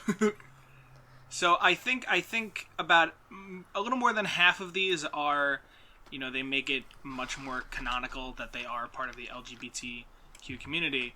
But I'm going to, because it was in this order, Kelsey, what is your feeling on Isabel? So it's pretty generally known that Isabel has kind of a crush on the player character in Animal Crossing, regardless of their identity or gender. So yes. Therefore, Isabel's kind of noted as a bi pan icon, that kind of is subtly done, but is if you're of that mind and realizing it, is pretty obvious in the game. Oh, okay. Yeah, sorry, I'm not as plugged into Animal No, Crossing. I know you're not. Yeah. About that. It's No. also more obvious in New Leaf than New Horizons. Yes. Yeah, New Horizons, this is she's just a true. piece of cardboard. Yes. Yeah. Oops. Whoops! The truth just fell out. And Gabe, what are your feelings on Mega Man? See, I was initially going to choose Samus for this role as asexual because, one, I feel like Samus would have been a pretty good candidate based on just her personality in general. But then I was like Mega Man because he's a robot, but also because he's just a robot. He doesn't really have any known attractions to anything or anyone. He just mostly kicks ass because there's ass to be kicked. Yeah. And he's all out of bubblegum. Damn I right. feel like that's a reference to something. And It's Duke Nukem. and he eats other men. Oh, also, there's a fun fact. In Japan, his original name was going to be called the Fighting Rainbow Rockman. Ooh. Oh, well, Fuck that's yeah. just pride-orific. Fuck yeah, I'm into it. All right, thank you for enjoying my gay little game. That Yeah, was pretty gay. It was gay. Yeah. yeah. Good job, gamers. You You couldn't tell, but there was a silent Y in that. Yeah. Gamers. I'm enjoying that there is a lot more games out there with LGBT plus characters in it. It's like it's fun. It's normalizing it, I'm and surprised, as it should be, and it's great. I'm surprised that nobody mentioned any characters from Undertale. Yeah, because I feel like there was all right, fine, whatever. Yeah. No. I wasn't dismissing you. That was like, yeah, that's a good point. I guess because it just wasn't in the forefront of my mind, and like I said, I was obsessed with the. It's not targeted at you, young child.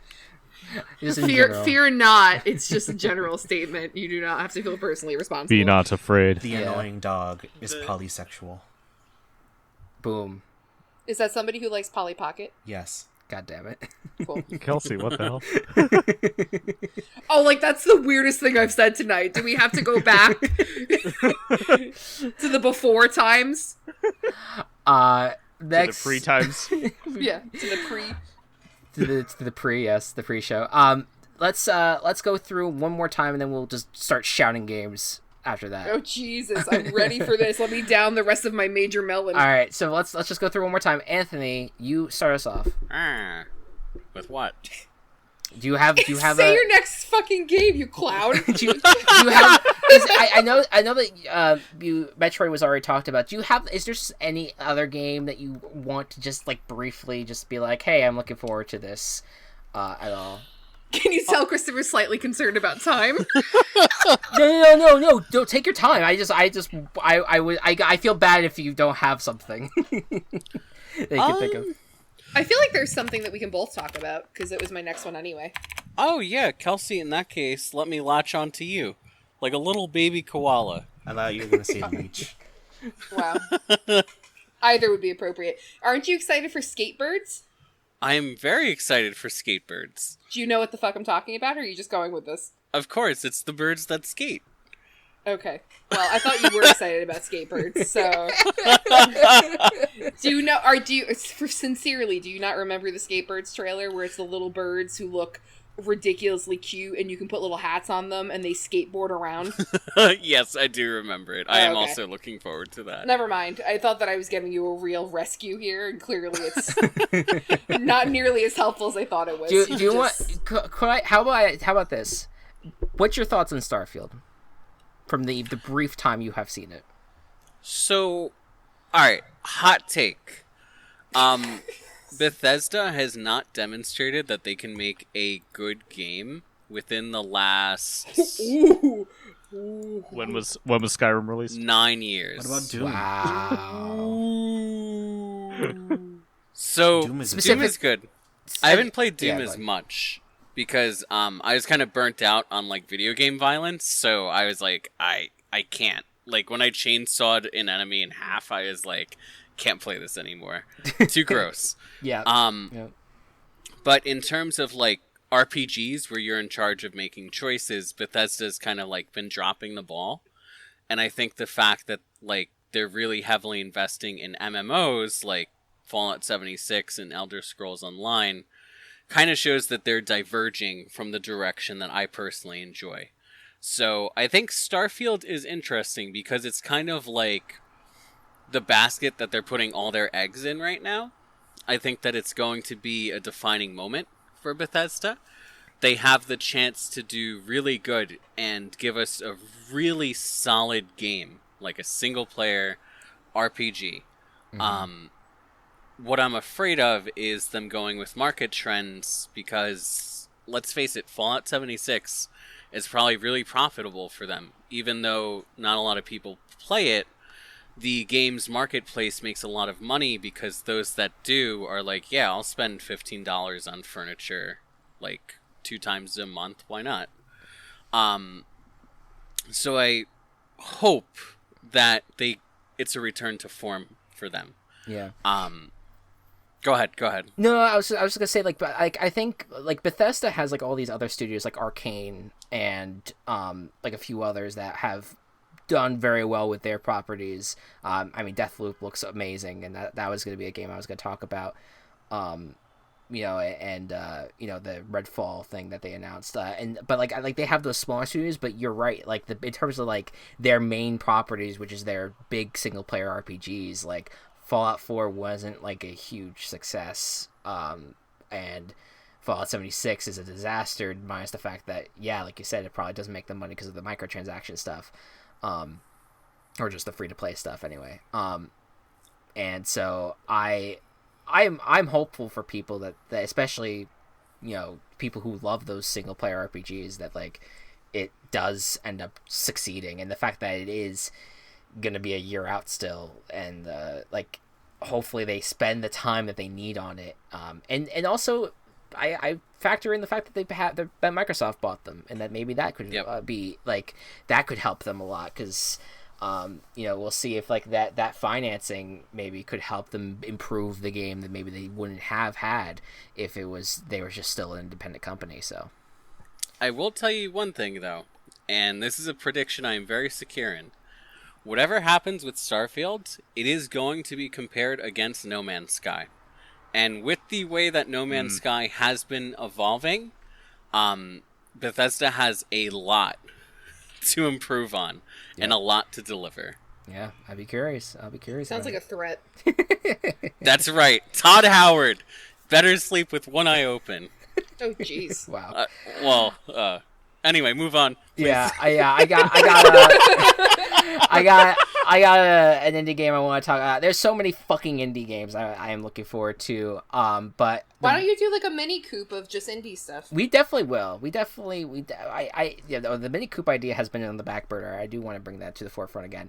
But in terms of my third game, I'm going to talk about 12 Minutes, which is a... you had like an absolute like aneurysm when you were oh my god. I was like, please let there be a release date, and there was. And it literally is coming out a week before Psychonauts 2, which both is like exciting, but also like, damn, I hope I have the time to play that game and then Psychonauts, which I probably will.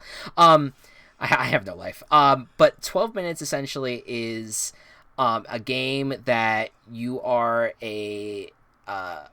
you are coming home to your small apartment with your wife, and you are you're just having a normal night, and then all of a sudden someone breaks into your house, and then something happens. I don't know if your wife gets killed or you get killed or something, but some shit hits the fan, and then the game starts over. And you have to, for each time you're in the house, you have to learn different...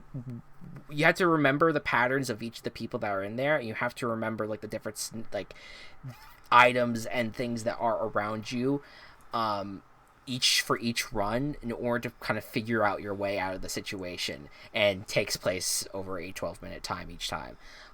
That's how I understand it. It stars...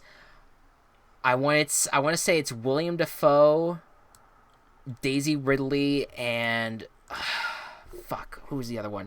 It's Willem. Will.I.am Dafoe. Willem Dafoe, not William Dafoe. It is Willem. Okay, I apologize. Get straight. It's James McAvoy. It's James McAvoy, I believe, is the player that you play as. Daisy Ridley. I love him. And Willem Dafoe. So it is a star-studded indie game. And so I am super duper looking forward to this game. I think it's gonna be a lot of fun. And I just love that. I love indie games a lot, just because they can get weird and they can try different concepts, because they don't have to worry about like the sales margins. They just are like, this is a passion project, I care about this, and I like how this is structured, let's release it. And they have the backing of Microsoft, and they're going to be on Game Pass day one too. So Game Pass, best deal in gaming. We're sponsored by Game Pass. All right, so go ahead, Matt, you're next. All right, so I'm going to talk about the thing that everyone is excited for, and there's no criticism for whatsoever. Pokemon BDSP, Bright Diamond, Shining Pearl. It's Brilliant Diamond. Brilliant Diamond. I thought you were going to say BDSM. I also thought he was going to say BDSM. I was like, what? Unfortunate acronym. Acronym. Yes. Yep. So remakes, of course, of Diamond and Pearl. Pokemon Pearl was my first DS game, so I have a ton of memories and ton of nostalgia for Sinnoh, and I'm excited to like play through it again and kind of see it through again in a different context. I think that the art style is something that's going to have to grow on me, especially the overworld stuff being so small and chibi, which has been a contentious point for a lot of people I know, but I'm excited for it. I've kind of like I've tried to distance myself from the Pokemon community as much as I can because they all suck. Because they don't know how to do criticism, I guess. Is the best way to do it, where if you don't like something, that automatically makes it the scourge of the earth, and Game Freak is a terrible studio, but I don't know. Yeah. That's me being a sour point. That's not the point of this podcast. But the game itself, coming out 4 days before Endwalker, so that's going to be a busy Thanksgiving break for me. November. Jeez, this is Yep. loaded. Yeah, I like that they're going with like the they're sticking with like the old school Game Boy look of it, or DS look of it, with also just with the enhanced like Link's Awakening ass like like graphic style, which I think is cool. Like it's a different take on their remakes, because they've been doing a lot of those in recent years. Yeah. Anyone else have thoughts on BDSM? You did it. You said it. No, I know. I know. I did. That was on purpose. I I think was Okay. joking around. Brilliant Diamond, Shining Merle. No. I think I have a couple things to say about it. Sure. Okay. I don't like Diamond and Pearl normally. I think they're hot garbage. But I'm cautiously optimistic for this because Sinnoh in general was just like a slog. I haven't played Platinum, which I know that's like a must, but that thing is over $100, so I'm not going to. But based on my experience with Sinnoh, it's not very fun. So I'm hoping that I'll be able to get enjoyment out of this, out of it through this means. But like I said, I'm cautiously optimistic. Sure. Absolutely. All right. Next up is Kelsey. So I'm going to talk about a game that we've not talked about yet or mentioned at all, and it's Skatebirds. And because I'm excited for it, regardless of what transpired. So I am just super into this. I've been into it since this is like they expanded on it, I think, in this past E3, but I think it was announced before this. Yes, if I'm not mistaken. It has been on like a past few E3s actually. Yeah. So I'm really looking forward to it. First, I think that it's like an adorable concept, and I love little birds anyway, and I think that it's really cute to make them function in this scenario. I love that you can like give them little outfits. I just am so into it. Like, it's the most ridiculous fucking thing, and I love it. This is their Twitter cover photo, and I think they did it for Pride Month, but they're in like rainbow scarves and glasses and hats. It's ridiculous. And then essentially, from poking around on their site, they're essentially saying that it's like it says grind on bendy straws, kickflip over staplers, and carve killer lines through cardboard and sticky tape parks. Above all else, skatebirds try their best. And I'm like, holy shit. So it's like explore bird-sized parks, find fancy clothing, secret mixtapes, and birds that need your help. And then what I didn't realize is a huge component of the game is they're saying that like the soundtrack, it's a lo-fi burb hop soundtrack, and that you unlock new soundtracks from other underground bands as you explore the world, which I think is such a cool component. That's so cool. I didn't realize that. Yeah. So I'm just finding this by poking around on their site. So like I love that it's single player, but I think that that's fine. But I just love, I don't know, the whole concept to me just seems so incredibly wholesome and, like, so silly, but in, like, it's not taking itself too seriously, but it also looks like it's going to be quite literally a very legit skateboarding game, which I love. Like, I just think that's great. Yeah. But specifically wanted to talk about this on its own instead of just like lumping it in with all the other indies that I want to like throw out at the end is because what I think is so important and what I think that should become an industry standard is that I don't know if this was done previously or if this was specifically at their E3 showing, talked about accessibility features for their gameplay and like actually made a huge portion of their demo talking about those accessibility features, showing people how they work. And I think that that is so important. Mm-hmm. Gaming should be for everybody. Everybody should be making games with those accessibility features in mind. And I just think that that is so important. And I wanted to particularly give a shout out to the Glass Bottom Games, which is the developer for Skatebirds. So I really, really, really appreciated that they did that. Yeah, Wholesome. It was at the Wholesome Agreed. Direct that they did that. It was fantastic. And this is again. You have like as I said in August, I have Psychonauts 2, and then 12 minutes. A week before 12 minutes, Skatebirds comes out. So I'm like literally like August is loaded for me right now. I am so looking forward to this. I don't think I've ever played a skateboarding game, but I've always been interested in it. Just because I love the snowboarding games. I love the I generally love like games where you're moving fast and racing around or whatever. It's giving me like, I don't know, it's kind of giving me like sort of like Katamari Damacy vibes where it's like you're scaled down into this world where all these like it's to scale, the things that you interact with and the life-size nature of everything. Yeah. And the fact that like your pipes and rails are made out of like pencils and cans. It's like, I don't know. I just feel like that's really cool. And so it's like, it almost seems slightly realistic, even though it's like obviously not meant to be realistic. I don't know. I just think that that's really cool. Yeah. I am looking forward to it. Yeah. 100%. All right. Walsh, you are up. Nope, wrong Matt. Oh no, just kidding. I'm looking at the... ignore me! I'm looking at the list wrong! It never happens! I am excited for a little game called Mario Party Superstar! Okay, I'm gonna piggyback off that too. That's fair. Yeah, so, I've been complaining. I mean, I have been criticizing the recent Mario Party for its lack of good maps and very strange online play. And I am very excited for Mario Party Superstars, as not only is it going to take from a lot of the old stuff, which I haven't played, but will be able to get that online from the very start as well. Yeah. So I'm really excited for that.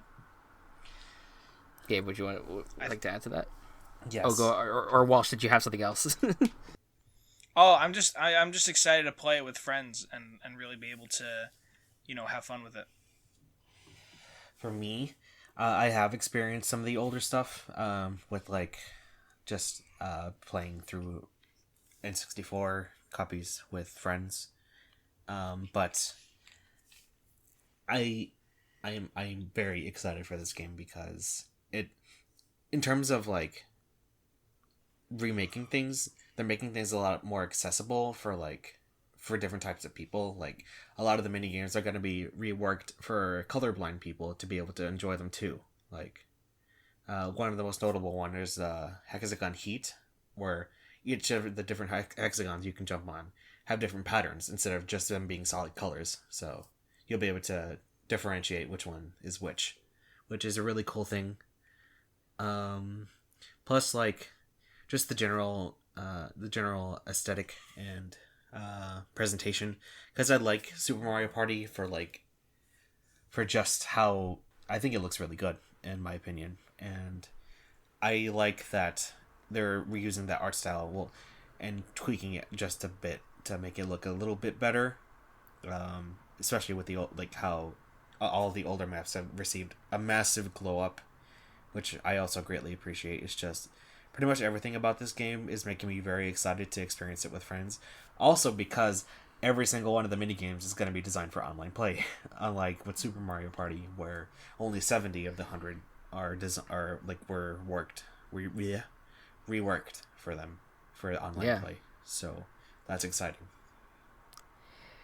No, it's really exciting. It feels like they dropped the ball a little bit with Super Mario Party, and we were all like, can you guys fix this? And then they were like, how about we just give you a whole new thing instead?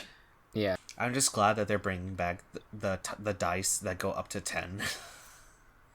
Yeah, like going back to the, I feel like I never was a big, and I'm not a big Mario Party person, but I wasn't really like a big fan of like the, like, all right, choose like a regular dice or choose one of your special dices that you have. It's just like, okay, well, how about we just keep it? How about just put us on equal footing with the dice?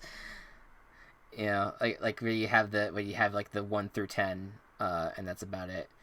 Wait, hold on now, Chris. Are you talking about special dice, like if you were to eat like a candy and or get like a special die like that, or do you mean in Super Mario Party when there's the character specific die? Oh, I don't like the character specific die.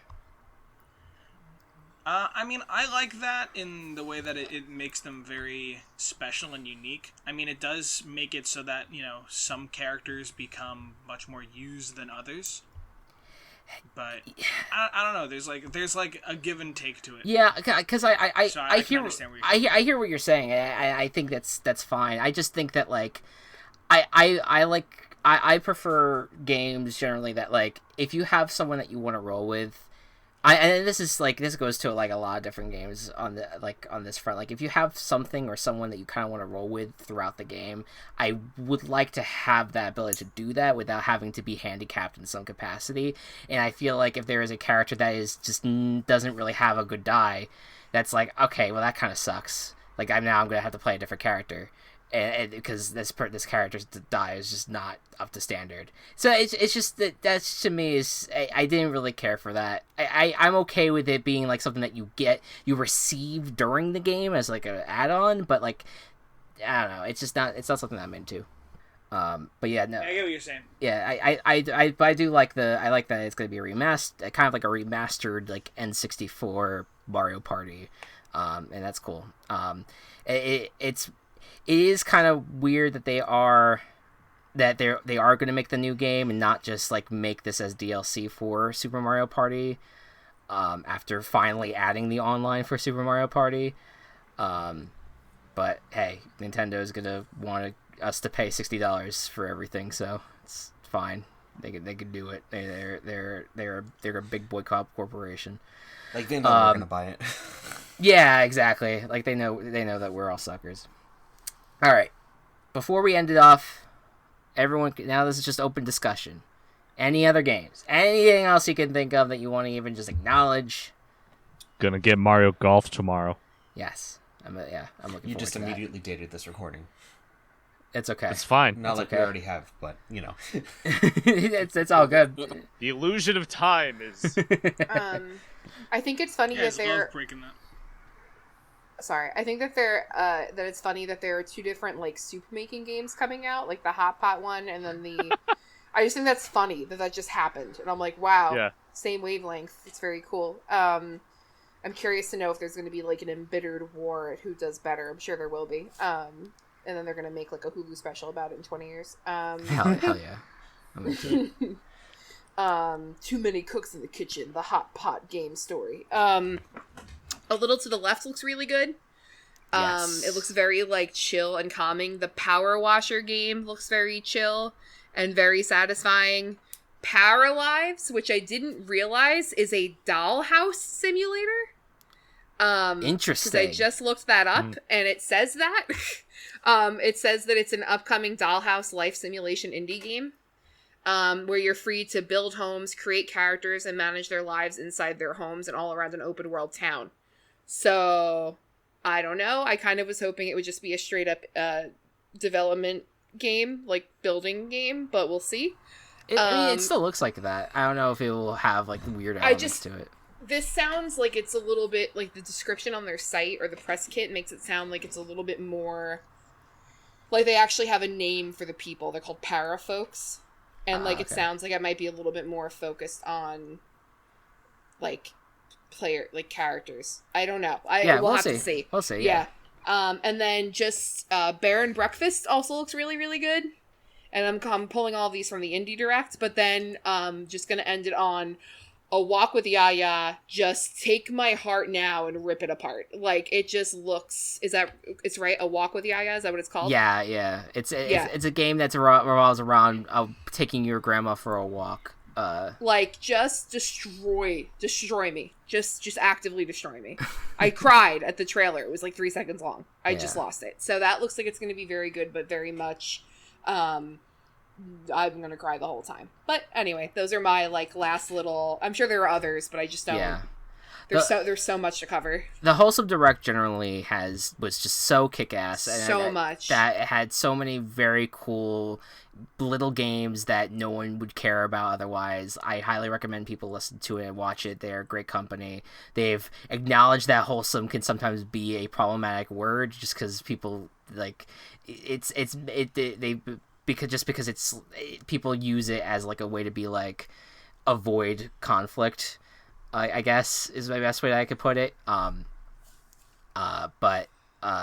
it's they did a good I feel job like wholesome is like another word for like generally feel good. Like in the end, like at the end of the whole thing, if something's wholesome, it's like generally feel good. Yeah, it was just like there was a discourse about they on their Q&A they were like okay, but I hate... Someone said, okay, but I hate the word wholesome. Honestly, so do we sometimes. Toxic positivity is a real problem, and lots of words and ideas like wholesome or family values have been warped into dog whistles and harmful purity tests or used to dismiss serious concerns. We want to make absolutely clear that our values are diametrically opposed to these uses, and we can only hope that's reflected in our work. So they've talked about it before. Like, it's a very like interesting.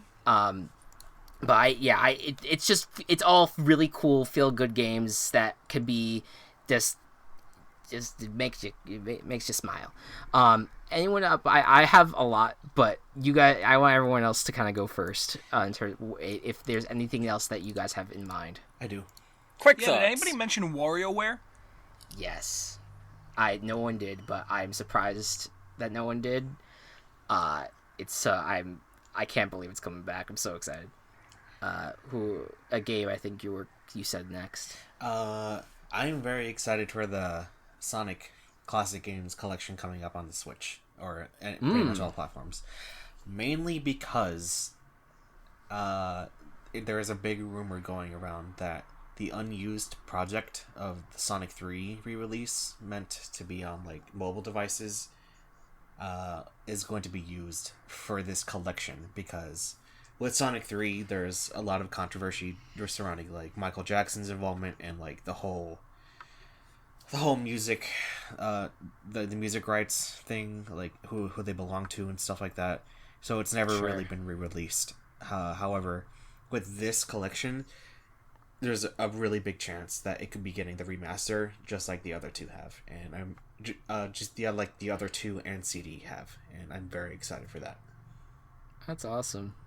Yeah, and then you got the 3D Sonic next year, so there's a whole... Sonic has come out of the ground that he was hiding in, and he's back and better than ever. It's great.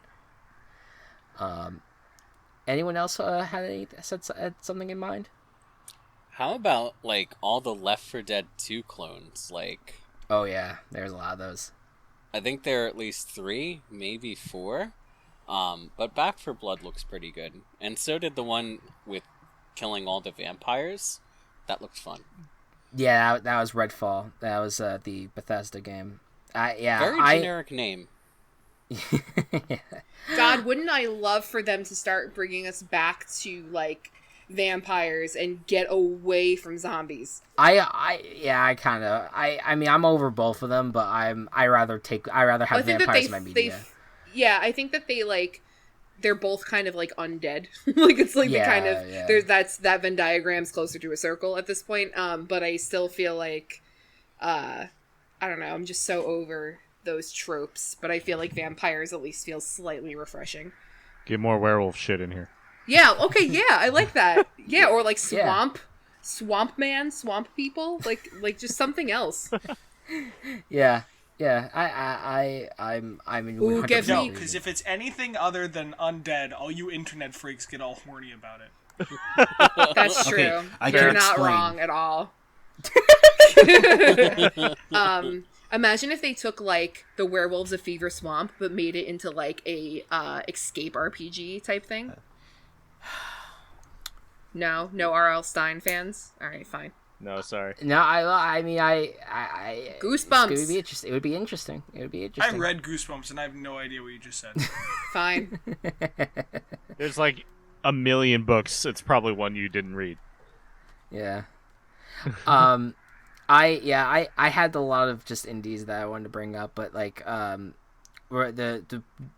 non-indies that I'm looking forward to. What WarioWare was one of them. Riders Republic. Again, like I brought up earlier, kind of like it was made by the same people who made Steep, which was like the snowboarding game by Ubisoft. Not good, but I'm hoping that this one's better. So I'm looking forward to playing that. It's a lot of like mountain biking. The fucking squirrel suits that people wear where they're flying around in those, like that looks fucking cool. And I think there's like one other vehicle that people do. And Life is Strange was the other one. Life is Strange 3 is coming out in September. I'm very curious to see where they go with the series. I just recently played the first one, so I'm looking forward to seeing what I didn't know Life is Strange 2 even came out. Life is Strange 2 came out like a few years ago, yes. Wow. But I do want to try Life is Strange 2 maybe before 3. I don't know. It's a separate story, so it doesn't really matter. And then in terms of other indies, Fandom Abyss, which is like a Legends of the Hidden Temple parkour game, where it's an asynchronous multiplayer game where you have to try to complete a temple before other players do, but it is like I said, it's asynchronous, so the players that you're actually playing with are all players that have died in that temple, and it's all randomly generated temples, and only one person in the world can be a single temple. Very cool.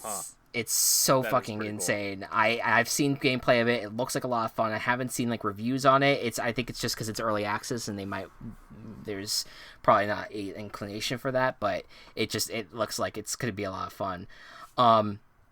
Stray, which we saw in last year's PlayStation Direct, and I'm hoping to see later in July when the Annapurna does their presentation, which is a game where you play as a cat in like a robotic, a futuristic world where robots are kind of look like the main citizens, and it looks like a walking sim of sorts, but I'm not entirely sure about that. But any game where you can play as a cat, I'm in. Freshly Frosted is just a donut game. I'm not going to dive into that. Toem, that's one of the photography games I was talking about, and Kelsey's muted, so we won't be debating that, I guess, but we'll come back to that. Unpacking. Wait. I'm back. What was it? Toem, which is one of the photography games that came out. We don't have time to hear my bullshit about that. Okay. We'll cover that another time. Chris, can we get a mini coop about photography games? I'm down for that. I'm calling out sick that week. Pokemon Snap was a very good game in my opinion. I got Fatal Frame. Fatal Frame is another popular photography game, and yeah, there is a lot of photography games in the Wholesome Direct, and Toem was I don't think that was in the Wholesome Direct. I think it was Day of the Devs. Regardless, looks awesome. It reminds me of the Paper Mario a lot in terms of the aesthetics, and it's just like a fun little walk around, take photo thing. Unpacking a lot of the same things of like a little to the left, where you are sorting items in a room. Cool, love it. Moonglow Bay, which is a fishing game. That's a voxel-based art style. Looks great. Sable, a comic game, or a comic-looking game that is a open world, adventure game. And then I Am Fish, which is a game where you are a fish trying to find a way to the water, in a parkour game. A fish parkour game? Maybe parkour is not the right way to put it. It's like it's kind of like a navigation game. I think more than anything, you're just trying to find the safest way to in your glass bowl to get to the ocean. That's my best way that I can describe it. It looks great though. It's by the same people that made I Am Bread. Oh my god. So it's but it's not as clunky in terms of the controls. Like it's solid and it's cute. Yeah. That was a lot. I apologize. I need to rattle off as many as possible. No apologies. But And who knows? Maybe in a future episode, we may be talking about one of these games. exactly. You never know. We just traveled to the future. Now we're coming back to the present, and we will see if any of these games come up in the next few weeks. Thank you all so much for sitting with us and reminiscing about living all these future games that will be coming out soon. I'm so looking forward to all the games.